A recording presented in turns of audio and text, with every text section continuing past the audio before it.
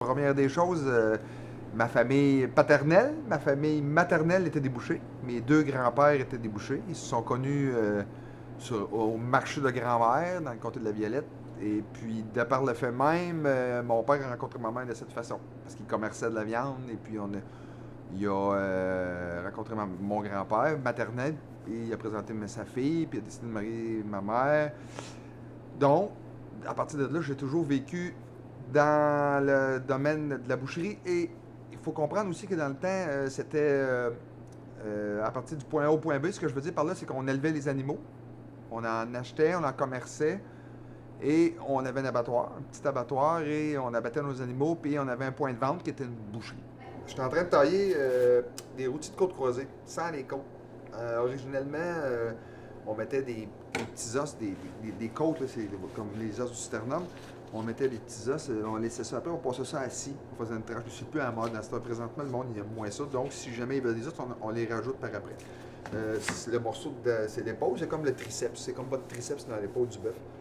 C'est sûr qu'un bœuf, ça pèse 1000 livres, donc ça fait un gros muscle, on le tranche, l'épaisseur que le client a besoin. Au début, on ne parle pas de rentabilité, on parle seulement de couvrir nos frais. Moi, j'avais pensé 2 ans, je me suis dit, je vais travailler, parce que j'ai gardé mon emploi chez Discamérique. En ouvrant, je n'avais pas d'argent à me payer un salaire au commerce.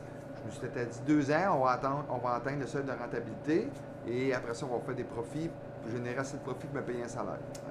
C'est pas tout à fait ça qui est arrivé. Dans le domaine de la boucherie, c'est assez difficile, les marges de profit sont pas trop élevées, il y a des pertes, il y a beaucoup de concurrence.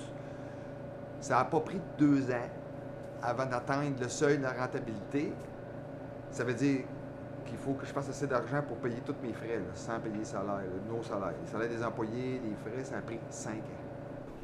La qualité, c'est qu'est-ce que le client veut avoir, qu'est-ce que le client s'attend à avoir. Admettons si le client me demande un roast beef, qu'il veut que ça soit tendre dans son assiette, juteux, il faut que je lui donne quelque chose à quoi il s'attend.